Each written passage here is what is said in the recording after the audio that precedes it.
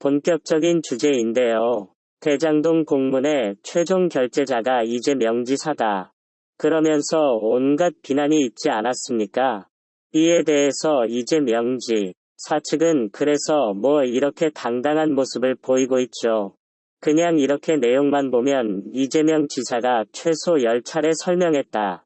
최종 결재자로 설명했다. 그러면서 화천대유의 모든 제못들을 이재명 지사한테 덮어 씌우려는 거 아니겠습니까? 그러니에 대해서 이재명 캠프 박찬대 대변인은 성남시 정 최고 책임자로 산하기관의 주요 업무 경과에 대해서 업무보고 받는 건 너무 당연하다.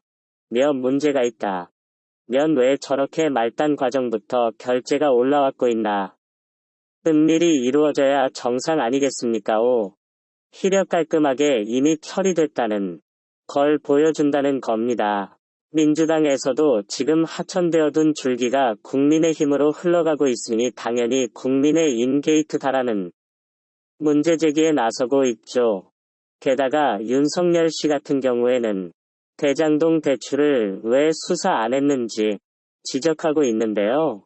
부산저축은행 수사주인 검사로서 대장동 대출건을 수사하지 않은 이유가 뭐냐라고 윤석열 씨한테 따끔하게 지적했습니다.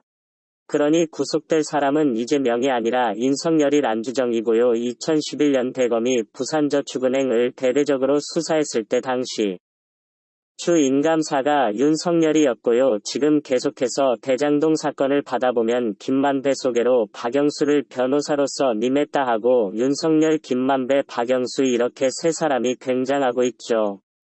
김만배 누나가 인성에 붙인 집을 산 거에 대해서도 말도 안 되는 확률이라는 지적이 나오지 않았습니까? 그런데 정작 윤석열 씨는 본인 관련된 의혹이 불거질 때마다 우연이라고 그냥 넘어가려고 했고요. 로또 당첨 확률보다 어려운 이런 우연이 어떻게 윤석열, 박영수 그리고 그 주변 사람들한테 계속되는지 의문을 질 수밖에 없다는 겁니다.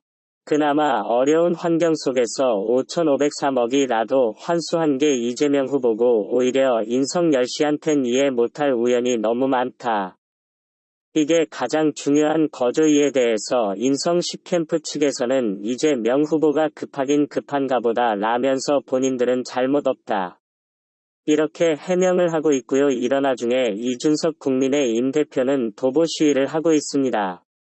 그러면서 아직까지도 철진한 특검 타령을 하고 있죠. 특검을 거부하는 이가 법인이다. 처음에 얼핏 보면 문제 없으면 특검 당당히 받으면 되는 거 아닌가라고 생각하는 사람들이 있었지.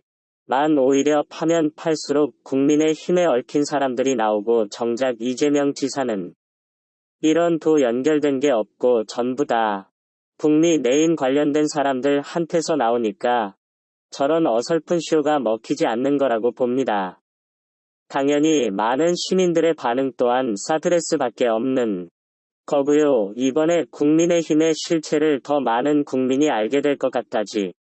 금 말고도 절여든 거 아니냐 단식은 아냐 이런 비판도 나오고 있죠. 그리고 계속해서 말씀드리지만 이준석 대표에 붙인 제주도 땅 농지법 위반은 결국 사실로 드러났고요. 그 이후로 이준석 대표는 어떠한 책임도 지지 않았습니다. 부동산 전수조사 당시에도 민주당보다 더 확실하게 더 강하게 처리할 거라고 얘기해놓고 도대체 이게 뭐 하는 거죠? 윤희수같이 곽상도같이 그냥 국민의힘이랑 거리 두게 하면 그게 끝나는 겁니까?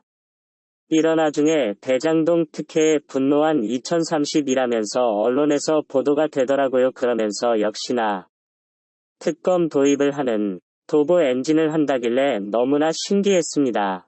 불공정에 분노한 2030 청년들이라면서 이 세면기 사회 저렇게 비난하는데 야 도대체 어떻게 이런 일이 있을 수 있을까라는 궁금증이 생겼는데요. 이 곰 선공 분노의 엔지니어 참고로 김건희 나 곽상도에 대해서 문제 제기하는 2030 청년들의 목소긴 저렇게 언론의 보도가 거의 안 됩니다. 실제로 현장에선 많은 비판의 목소리들이 나오고 있고 문제 제기가 이루어지고 있지만 언론에서 안다. 오면 대부분의 시민들은 이게 무슨 상황이지? 라고 생각할 수밖에 없는 거죠. 그런데 중요한 건 여기에 앞장선 한 청년의 이야기가 나오는데요. 한양대 대학원생인 선혜후 노란 사람이 있다고 하죠.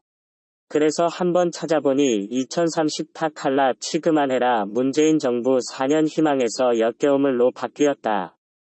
이러면서 1인 시위를 했던 사람입니다. 그러면서 본인이 2016년에 촛불 집회에 참가를 했고 새로운 희망을 가졌는데 지금은 상실감을 넘어 역겨움을 오까지 변했다. 그러고 저렇게 1위시까지 했다는 거저 촛불 집회에 참가한 사람이 지금 문재인 정부에 실망할 수 있습니다. 그런데 더 찾아보니 지난 4월에는 팬의 마이크에 출연했더라고요.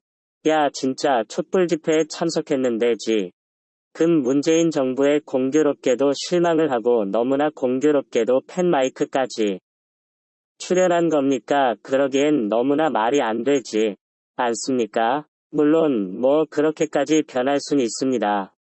만 글쎄요 최선 그냥 아무데도 지질 안 한다든지 여야가 그냥 다 싫다든지 그런 이야기를 하면 어느 정도 이해라도 하겠습니다.